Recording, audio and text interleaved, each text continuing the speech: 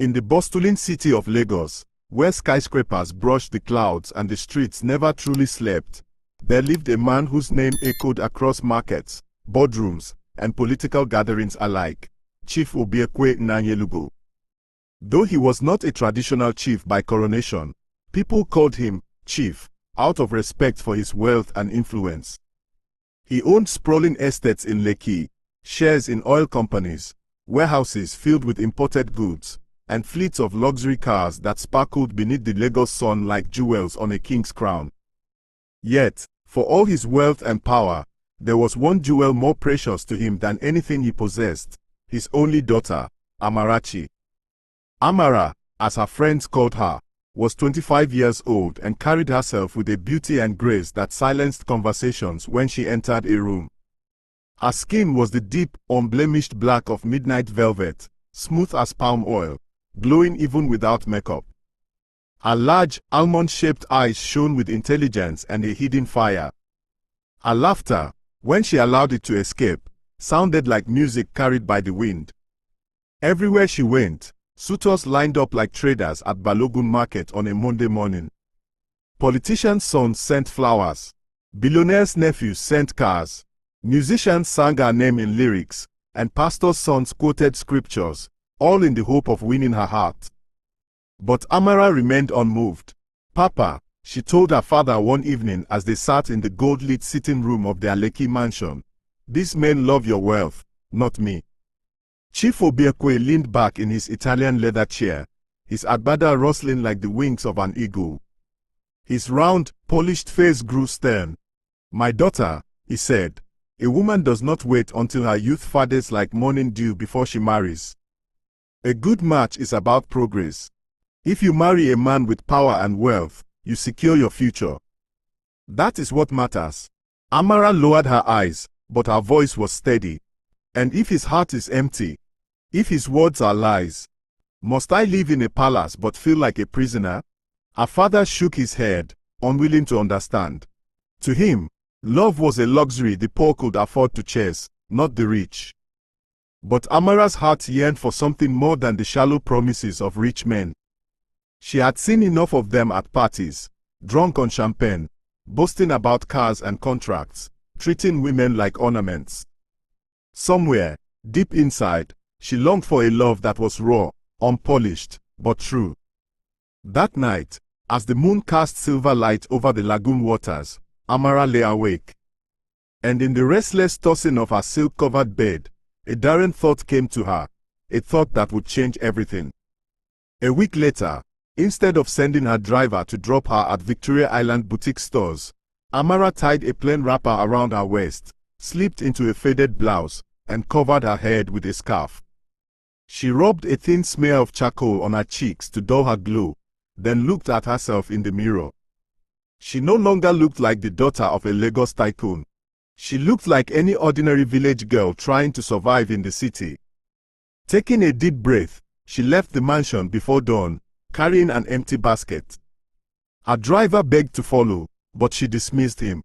That day, she wanted to be invisible. When she reached Balogun Market, the air hit her like a storm. Roasted corn smoke, the cries of traders shouting, "Buy your tomatoes. Fresh pepper here." The honk of Chike napep weaving through human rivers, the slap of slippers on dust. She felt alive.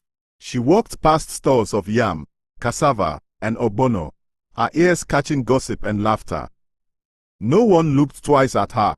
She was no longer the princess of Lekki, but just another face in the market crowd. And strangely, she felt freer than she had in years. It was at the yam section that she first saw him. Chike. He was tall and lean, his skin bronzed from the sun, his muscles hardened from lifting loads. He wore a faded t-shirt and jeans with patches at the knees. His hands, calloused but steady, were busy arranging tubers of yam with care, stacking them as if each one carried value beyond money. His eyes, sharp and thoughtful, looked up when she stopped to admire the yams. "Good morning, Auntie," he said with a polite smile. His voice was calm, deep, steady. "Do you want small yam or big one?" Amara froze for a heartbeat. She had been addressed many times before, usually with flattery, with fake smiles, with smooth words dripping like honey. But here was a man who looked at her not as prey, not as treasure to be captured, but simply as a customer. Something in her chest stirred. "I will take 2 big ones," she replied softly.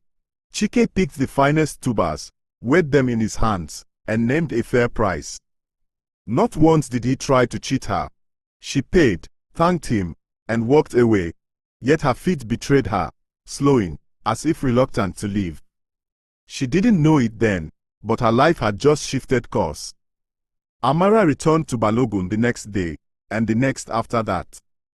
At first, she told herself it was only to buy foodstuffs for the house. But slowly, she stopped pretending. She wanted to see him again. Chike. He never looked at her with greed. He never acted like he was talking to someone special. To him, she was just Chioma, the name she had given in her disguise. He would smile when she came by, offer her roasted granuts while arranging his yams, and sometimes, if the crowd of customers had thinned, they would talk. One afternoon, as they sat near a stall, he told her about his life. "My father was a farmer in Enugu," he said, his gaze fixed on a lorry loading produce. "But the land could not feed us all. After he died, I came to Lagos to work. I stay in a one-room apartment with 3 others. By day, I sell yams. By evening, I do carpentry jobs when they call me. I don't have much, but I believe hard work is better than begging or stealing." Amara listened, her heart swelling. In his words, she heard no excuses, no bitterness. Only quiet pride and determination. "And you, Chioma?" he asked one day. "You come to the market often, but you don't look like most traders. Where is your family?" Amara hesitated. She wanted to tell him everything, that she was the only daughter of Chief Obiekwe, that she had never lifted a finger to cook her own meal until now. But if she told the truth, the fragile honesty between them would shatter. "They are gone," she whispered instead. "It's just me now. I manage with small trading." Chike nodded, not pressing further. His respect for her deepened. She respected his restraint. And so, as weeks melted into months, a bond bloomed between them. They shared roasted corn by the roadside, laughing as the smoke stunned their eyes. They walked through narrow alleys, discussing life, dreams, and faith. Sometimes Chike would buy her a sachet of pure water, saying with a grin, "This is the champagne of the masses." Amara laughed like she had never laughed in her father's marble mansion. She felt lighter, freer, more human. But life, like the market, is never without noise and interruption. At home, Chief Obiekwe grew restless. "Amarachi," he boomed one evening over dinner, "you are no longer a child. I cannot keep turning away fine men because of your stubbornness. Enough is enough. I have chosen someone for you." Amara stiffened. Her spoon trembled in her hand. "Papa, who?" "Chief Okorafor's son, Obina," he announced proudly. "A young man of wealth and influence. He studied abroad. He manages companies. That is the kind of man worthy of you." Amara's stomach twisted. She knew Obina. She had seen him at parties, swaggering in designer suits, boasting about his father's connections, laughing too loudly. His eyes always lingered too long on her, not with love but with hunger. "Papa, I don't love him," she whispered. Chief Obiekwe's face darkened. "Love," he scoffed. "My daughter, love will not pay school fees for your children. Love will not buy land in Lekki. Love is a foolish luxury. Respect comes first, money comes second, and love will follow. That is marriage." Amara felt her throat tighten, but she said no more. She knew arguing with her father was like trying to stop the Atlantic tide with bare hands. Meanwhile, her meetings with Chike grew riskier. The market women had begun to whisper. Mama Nkechi, a vegetable seller who had befriended her, pulled her aside one day. "My daughter," Mama Nkechi said, lowering her voice, "be careful. People are beginning to notice how often you sit with Chike. Some are saying you want to marry a poor man." Amara smiled faintly. And what if I do? Mama Nkechi shook her head. You are too fine for that. I don't know your full story, but I can tell you carry yourself like a queen. Don't let love blind you. But Amara's heart was already blinded. One evening, when the market was closing, rain began to fall suddenly. Traders rushed to cover their goods, shouting at apprentices. Chike quickly dragged Amara under the shade of his umbrella. The rain poured around them, heavy and loud, drowning the noise of the city. For a moment, it felt as though they were alone in the world. Chioma, he said softly, his voice trembling as though the words fought to escape, I don't have wealth. I don't have fine cars or big houses. But I have hands that will work for you, a heart that will protect you, and a love that will never betray you. Amara's chest heaved. Tears pricked her eyes. No one had ever spoken to her like that. Not with wealth, not with sweet lies, but with truth raw and unpolished. I believe you, she whispered. The rain fell harder, but in her heart, the sun was shining. It didn't take long for Chief Obiekwe to sense something was amiss. Amara had begun sneaking out more often. She returned with traces of charcoal on her cheeks, the smell of smoke in her air. One afternoon, he called his steward. Follow my daughter when she leaves tomorrow. I want to know where she goes. The steward obeyed. The next day, he returned with troubling news. Chief, she goes to Balogun market. She disguises herself like a common trader. I saw her talking with a yam seller. Chief Obiekwe's face turned red with fury. His only daughter, mingling with commoners. The shame alone could destroy his name if the society pages got hold of it. That night, he confronted her. Amarachi, his voice thundered across the living room. Is it true you wander into markets in disguise like a beggar? Amara's heart pounded, but she stood tall. Yes, Papa, it is true. He staggered back as though slapped. And you speak with that young boy? Her silence was answer enough. Chief Obiekwe's chest heaved, his agbada quivering with rage. I forbid it. Do you hear me? You will marry Obina, and this foolishness will end. If you defy me, you are no longer my daughter. Amara's eyes filled with tears, but she did not bow. Her voice, though trembling, carried the weight of her soul. Papa, a man is not measured by the wealth in his pocket but by the wealth in his heart.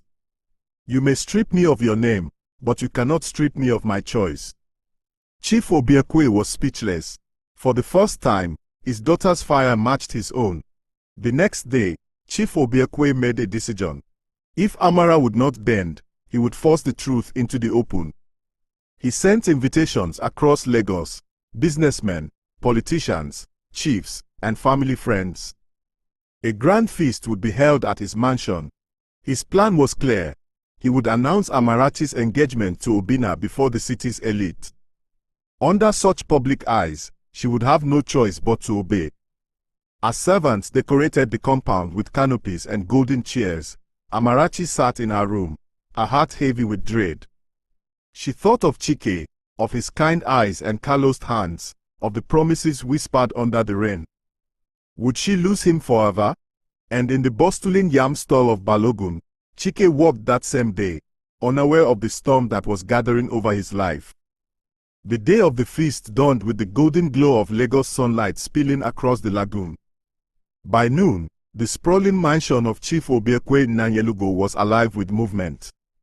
Caterers bustled in the compound, arranging steaming pots of jollof rice, pepper soup, nkwobi, and goat meat spiced with utazi. Workers decorated the long stretch of lawn with white and gold canopies, while florists arranged hibiscus and lilies at every table. The compound shimmered with wealth. Rows of exotic cars, Range Rovers, G-Wagons, Porsches, lined the driveway, their polished bodies reflecting the midday sun like mirrors. Security guards in black suits and dark glasses stood at every gate, their walkie-talkies crackling. The air carried the rich scent of perfume mingled with roasted goat meat. This was not just a feast. It was a statement. Inside the mansion, Amarachi sat at her dressing table, her heart pounding. Her maids circled her like bees, tying her gele, dusting her cheeks with powder, slipping golden earrings into her ears. She stared at her reflection and hardly recognized herself. She looked like a queen, but she felt like a prisoner. Chioma, she thought bitterly, recalling the name she had chosen for her disguise. Chioma was free. Amarachi is trapped. Her father entered without knocking. Chief Obiekwe was radiant in a wine-colored agbada, the embroidery thick with golden thread. His cap matched his attire, and his shoes shone like mirrors. Around his wrist glistened a Rolex worth more than some families earned in a lifetime. "My daughter," he said with pride, "today, the world will see your future." Amara's lips trembled. "Papa, please." He raised his hand. "No more foolishness. Obinna is a fine man, wealthy, educated, from a good family. The Okorafors and Obiekwes will join as one. This is destiny." Amara swallowed her tears. Destiny or chance? By evening, the compound overflowed with guests. Politicians in flowing Baban Riga, society women in glittering sequin gowns, young men in designer suits, their perfumes clouding the air. Camera flashes sparked as journalists from Lagos society pages snapped photos. Chief Obiekwe moved from table to table, shaking hands, his booming laughter filling the air. "You must eat well today," he declared, clapping a senator on the back. "This is not just a feast, it is history in the making." Whispers floated among the crowd. "They say it is for Amarachi's engagement to Obinna, Chief Okorafor's son. Ah, what a match! Oil money and shipping money. Wealth will marry wealth." But not everyone smiled. Amarachi sat quietly at her table, her eyes distant. Every clap of laughter, every toast of champagne, felt like a nail sealing her coffin. Suddenly, the compound stirred. Heads turned, conversations hushed. Obinna had arrived. He strode in like a man entering a kingdom that already belonged to him. Tall, broad-shouldered, his agbada was pure white, embroidered with silver thread that caught the light. Around his neck hung a heavy gold chain. His shoes were Italian, his wrist glittered with diamonds. Behind him trailed two friends in matching attire, carrying gifts wrapped in expensive fabrics. "Ah, my in-law!" Chief Obiekwe exclaimed, embracing Chief Okorafor first, then turning to Obinna. "Welcome, my son." Obinna bowed slightly, his smile wide but his eyes sharp. "Thank you, sir. Today is a day of joy." Guests clapped as he was led to Amarachi's table. Cameras flashed as he bent and kissed her hand. Amara forced a smile, but her stomach churned. She saw the hunger in his eyes, the pride in his step. He didn't look at her as a woman, he looked at her as a prize he had already won. As the feast continued, Obinna leaned close to Amara. "My beautiful Amarachi," he whispered, "tonight, all Lagos will know you are mine. Soon we will travel to Dubai for shopping, then Paris. I will give you everything you desire." Amara's throat tightened. "And what if I do not desire any of it?" she asked softly. Obinna chuckled. "Every woman desires it. Wealth, power, status. Even if they deny it, they want it. You will too." She turned her face away, anger burning in her chest. His arrogance was suffocating. At last, as the sun dipped and the compound glowed under strings of fairy lights, Chief Obiekwe stood and raised his glass. The murmurs hushed. All eyes turned toward him. "My friends, my brothers and sisters," he began, his voice booming through the microphone. "Today, we celebrate not just food and drink, but the union of two great families. You all know my daughter, Amarachi, the light of my eyes, the jewel of my crown. And you know my brother, Chief Okorafor, and his fine son, Obinna. Tonight, we announce what God has already destined. The marriage of Amarachi and Obinna." The crowd erupted in applause. Glasses clinked, drums beat, women ululated. But Amarachi sat frozen, her hands trembling. She felt the world closing in on her. As Chief Obiekwe gestured for Obinna to stand beside her, Amarachi's heart screamed. In that moment, Her eyes darted to the far edge of the compound and froze. There, beyond the line of guests and caterers, standing awkwardly near the gate with a basket of yams in his hand, was Chike. Her breath caught. He was dusty from the day's work, his shirt simple, his hands rough. He did not belong in that world of glitter and gold. Yet, in his eyes burned the only truth she had ever trusted. "Chioma," he whispered under his breath, though no one else could hear. Their eyes locked. Time stopped.